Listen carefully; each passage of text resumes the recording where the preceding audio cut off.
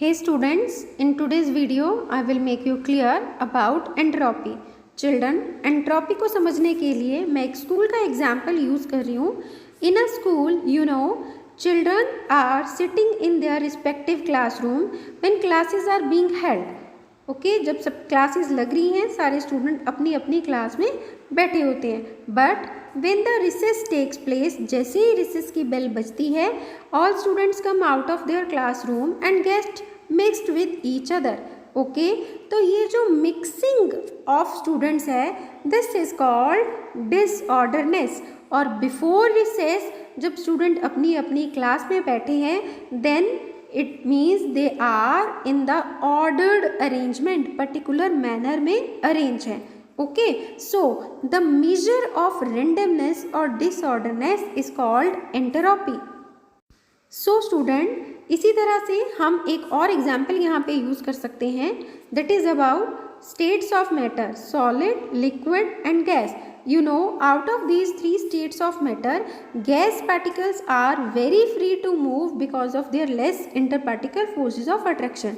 It means gas molecule में maximum randomness है, they are free to move here and there. liquid के particles थोड़ा सा कम move करते हैं because of average forces between them. और अगर हम बात करते हैं सॉलिड की, तो सॉलिड पार्टिकल्स अपनी फिक्स पोजीशंस में रहते हैं अनटिल उनके ऊपर कोई फोर्स या external source of agency apply ना किया जा सके. इट मीन्स सॉलिड पार्टिकल्स में मैक्सिमम ऑर्डर्ड अरेंजमेंट है, वो एक पर्टिकुलर ऑर्डर में, पर्टिकुलर सीक्वेंस में अरेंज है. सो इसलिए उनकी जो रैंडमनेस है वो सबसे कम होती है और उसकी एंट्रोपी भी सबसे कम है. Next is the calculation of disorderness of the system. To calculate disorderness of the system, we must know the factors on which entropy depends. So student, the first factor on which entropy depends is the heat content, amount of heat being supplied to the system. Because जब भी किसी system को heat supply करते हैं तो उसके molecules की kinetic energy increase होगी, वो फ्री मूव करेंगे और जब मूवमेंट करेंगे फ्रीली तो उनकी एंट्रोपी बढ़ जाएगी. Second factor on which entropy depend is the temperature. Children, temperature के साथ एंट्रोपी इन्वर्स रिलेशनशिप शो करती है. वाई? बिकॉज अगर कोई सब्सटेंस पहले से ही हाई टेम्परेचर में है, हम उसमें और ज़्यादा हीट सप्लाई करें तो उनकी जो मूवमेंट है, क्योंकि वो ऑलरेडी हाई टेम्परेचर में है, पहले से ही उनकी काइनेटिक एनर्जी हाई होगी, तो उनमें अगर हम हीट सप्लाई करते हैं तो बहुत ज़्यादा एंट्रोपी में चेंज नहीं होता. बट अगर कोई सिस्टम लो टेम्परेचर में है तो उसको हीट अगर ऐड किया जाए, सप्लाई किया जाए, तो उनकी एंट्रोपी लार्ज अमाउंट में इंक्रीज हो जाती है. Now we can give the formula for the entropy. Change in entropy is directly proportional to Q if the process is reversible and inversely proportional to temperature T. Then change in entropy will be equal to Q. Q is the heat content, reversible divided by temperature T. This is the formula for change in entropy. Now the units of entropy. So units of entropy are joule per Kelvin per mole. Next important thing is entropy is a state function. Why? Because it always depend upon the initial and the final state of the system, but not on the path followed by the system. That is why we can calculate change in entropy by knowing entropy at the initial and the final state. Change in entropy is represented as delta S. Let us suppose entropy in the initial state is equal to S1 and final entropy will be S2. Then change in entropy delta S will be equal to S2 minus S1. Entropy is a state function. I'm using one example. Suppose करते हैं कि किसी system के साथ एक heat reservoir को connect किया गया है और उसमें एक फ्रिक्शनलेस और वेटलेस पिस्टन को यूज़ किया गया है so that it can move freely without using energy.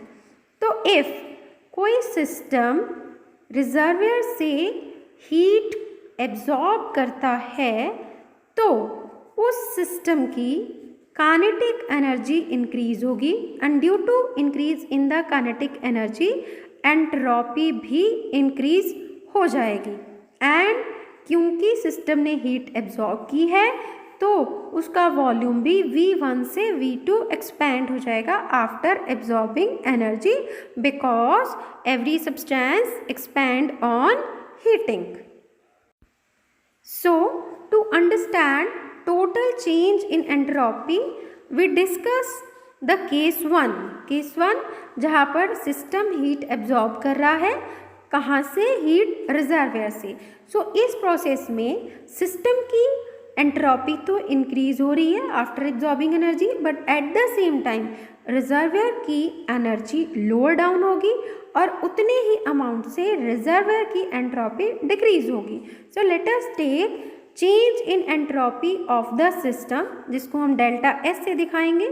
Change in entropy of system is equal to, because increase हो रहा है तो फॉर्मूला लेते हैं Q reversible by temperature T. Next is change in entropy of the reservoir. तो reservoir की energy पहले से कम हुई है क्योंकि उसकी एनर्जी सिस्टम ने एब्जॉर्ब कर ली है. देन उसके लिए हमें नेगेटिव साइन लेना होगा because energy of the reservoir is decreasing. So minus Q reversible by temperature T. Now after having the complete process what is the total change in entropy in the case 1 जिसको हम कहेंगे delta S1. वो होगी change in entropy of system plus change in entropy of the reservoir. दोनों की entropy को plus करेंगे then we will have the total change in entropy. So formula में वैल्यू सब्स्टिट्यूट करते हैं.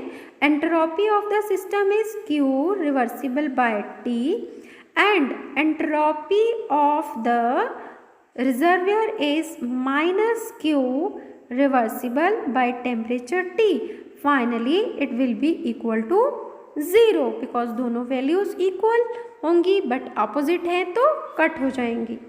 This is the case 1. Now let us take the case number 2. In the case number 2 हम बिल्कुल opposite suppose कर रहे हैं कि this time heat is lost by the system and absorbed by the reservoir. तो once again entropy of the system अगर हम calculate करते हैं लेकिन इस बार टेम्परेचर लॉस किया है अगर सिस्टम ने तो उसकी काइनेटिक एनर्जी उसके पार्टिकल्स की डिक्रीज होगी तो एंट्रोपी भी डिक्रीज होगी. तो हमें फॉर्मूला में माइनस टर्म लेना होगा Q reversible by temperature T. Eight the same time entropy change in the reservoir will be equal to plus Q reversible by temperature T. क्योंकि अभी सिस्टम ने एनर्जी लॉस किया था लेकिन रिजर्वियर ने एनर्जी को एब्जॉर्ब किया है तो ऑब्वियसली रिजर्वियर के पार्टिकल्स की एनर्जी पहले से इंक्रीज होगी. काइनेटिक एनर्जी इंक्रीज होगी तो एंट्रोपी इंक्रीज होगी तो इसलिए हमें प्लस का साइन यूज़ करना है. Now let us take the total change in entropy in this case 2 where heat is lost by the system. तो वो हम कैसे निकालेंगे? change in entropy of system plus change in entropy of surrounding and finally जब आप value put करेंगे change in entropy of the system इस बारी in case number 2 कैसा है? minus Q reversible by temperature and for reservoir it is plus Q reversible by temperature T. तो once again ये दोनों वैल्यूज कट होंगी and finally we have total change in entropy is equal to 0. So दोनों ही cases में, case 1 और case 2 दोनों में ही एंट्रोपी पहले से अगर हम कंपेयर करते हैं दोनों को, इनिशियल और फाइनल सिस्टम के लिए और रिजर्वर के लिए, तो टोटल एंट्रोपी चेंज हमारे पास आ रहा है 0। Thus children, at the end of this cyclic process, जिसमें एक बार हमने सिस्टम हीट एब्जॉर्ब करते देखा और दूसरी बार सिस्टम को हीट लॉस्ट करते देखा, तो दोनों केसेस में जो एंट्रोपी चेंज था, टोटल एंट्रोपी चेंज, वो 0 था। तो अगर हम इस कंप्लीट साइकिल की एंट्रोपी को देखते हैं after this complete cyclic process, then the total change in entropy in the case 1 and case 2 will be equal to 0, क्योंकि केस 1 और केस 2 में टोटल एंट्रोपी चेंज हमारे पास 0 आया था। तो हम ये कह सकते हैं कि at the end of cyclic process the entropy remains constant as it is originally had, जितनी वो पहले थी। तो यहीं से ये प्रूव हो जाता है कि entropy is a state function. Thanks everyone.